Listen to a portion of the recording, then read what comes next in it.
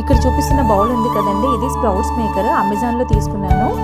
అసలు ఎంత బాగా యూజ్ అవుతుందంటే, ఇంతకుముందు స్ప్రౌట్ చేయాలంటే ఏదైనా క్లాత్ తీసుకొని అందులో పెట్టేసి ఈ ప్రాసెస్ అంతా నాకు చాలా కొంచెం కష్టంగా అనిపించేది.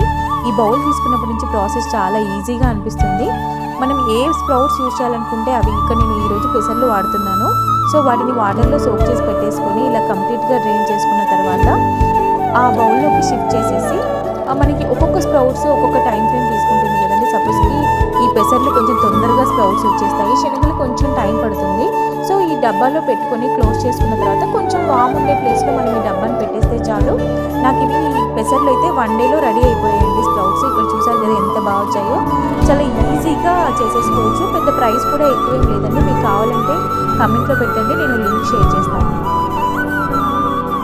స్ప్రౌట్సే కాదండి, మనం కావాలంటే కొత్తిమీర ఇలాంటివి కూడా ఇందులో స్టోర్ చేసి పెట్టుకోవచ్చు. ఎందుకంటే ఈ హోల్స్ నుంచి మనకి ఎయిర్ సర్క్యులేషన్ ఉంటుంది కదా. ఇలా చూడండి, మనం కొత్తిమీరని ఇంకా పూరీలు ఇలాంటివి కూడా